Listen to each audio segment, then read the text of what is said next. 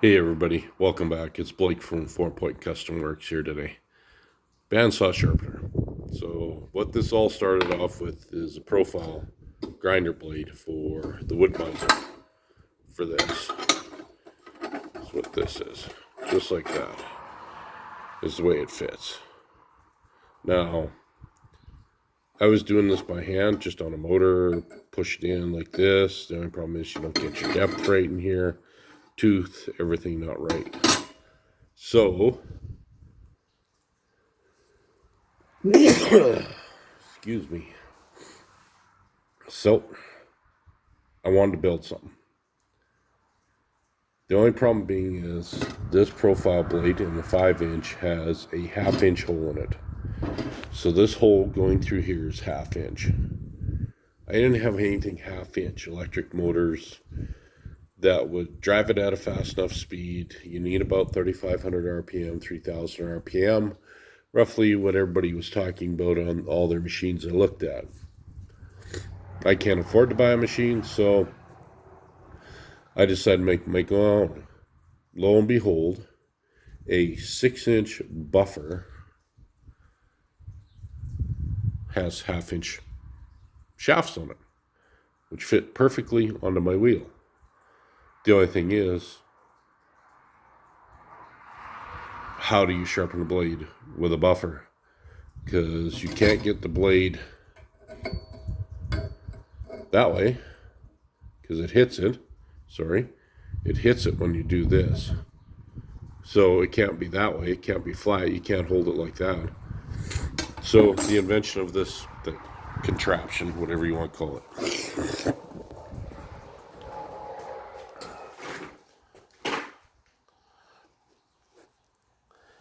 So basically a design off a chop saw is what it is. So I took my motor, took all the garbage off of it, everything that come with a 6-inch buffer. I'm going to leave this shaft like this. I don't care. Most 6-inch buffers you buy are all the same body size, same motor. To buy a DC motor and to buy everything to put a motor into the right shape and size would have run me $400, $500, $600. If I'm going to spend that much money, I might as well just buy a sharpener. Lo and behold, buffer motors, 6-inch buffer motors right now, or you can even find them on your local buy and sells, are $100, $150. Wire them up, no problem. So what I've got so far is I made this carriage. Excuse me, I get a cold in the spring. And like I say, like a chop saw. So basically the spring is giving me a little tension, make this lighter to pick up because the motor's quite heavy and the spring really gives her a good, like there, you don't want to go past there, she'll fly back and down like that. I still got to secure this to this.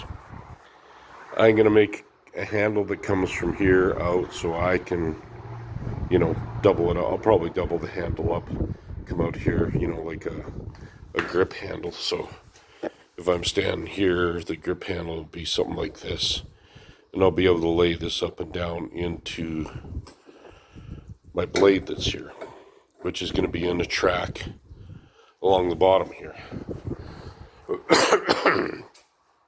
I bolted these across because I want to be able to take this apart in case I ever need to get this motor out, change the motor out, then I can modify or change it. 1-inch pin, piece of 1-inch shaft I had, drilled a 1-inch hole, put it all the way through. My bolt going through here, originally, this bolt was 3/8, didn't work.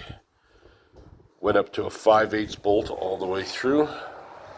I have one piece of pipe welded to this, 1-inch this piece of pipe welded to this plate steel, welded to my arms, and all the way around. I can show you here. That's what it is. Then this piece of plate steel with these arms here going down, welded to the back side of this plate. Inside of this piece of pipe is another piece of pipe. And it's tight. I've got it tight as I can. Now, I don't have a lathe to machine pipe down to fit pipe inside a pipe. Most of you guys know when you try to fit a piece of pipe inside of a pipe, it's either too big or too much slack. It gives you a lot of play, so there's a lot of flop. So, I mean, I'm trying to keep my tolerances, like, very tight. So what I did was, and I've done this trick before, is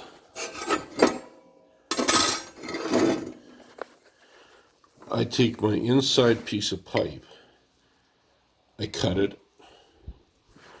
then I find a piece of metal the right thickness to expand this piece of pipe outwards so that it fits friction tight inside the other piece of pipe. I take and put this in, I weld it here, and I weld it here. You can weld it out here if you want, or you can lay it down below this and weld if you want, but I don't. I just put it in here, leave enough depth inside, because don't care what's in here. I need an area this big, that's it. Then the outside of this, I grind it round so I can get that roundness. Then my other piece of pipe that I have fits around this, tight. So there's no play, no slop in there. So basically, that's what I've got here. Is a piece of pipe inside of a pipe that the pipe I modified with a bolt going through the middle. So that I've got, it won't go this way. It won't tilt back and forth. It will spin this way, and it's tight. It's friction tight. I don't plan on spinning it a lot. I've seen guys put just flat plate to flat plate and go that way, round them and go that way. I sort of like the pipe. It was cool. I wanted to make this a little cool, give some lines to it and that type of thing. So yeah, so basically what I got here right now is this here. I have my base, which my bandsaw blade will be going through here when I get my brackets and everything made. That's what I got to do next. And then I'm going to make some stops. I'm going to figure out where I want to make my stop here so that my motor, when it goes down, only comes down so far manually. When I bring it up and down, that it only goes manually. So that swings in there nice. It goes up nice, comes down nice. So yep, so that's going to work really good. It sits in there really nice. So what I'm going to do next is my next project, part of this project, this is going to back you guys up a bit here, is I'm going to be making my holder for my bandsaw blades. So basically, so it'll sit like that. The sharpener will come down into the blade, sharpen it, lift it up, sharpen the next one, lift it up, sharpen it. They make auto feeds. Auto systems and that. I don't know if I'll ever do this with this one. I might try it maybe one day later on, but for right now, because I'm in a rush to get some blades sharpened, I'm just going to take this and, manually do it. I'll lift it up by hand. So basically my hand will be here somewhere. Up, down, up, down, up, down. Advance it, go down, go up. Advance it, go up, go down. What I will do though is down here somewhere, I'll make a stop so that my blade is stops at the right point every time.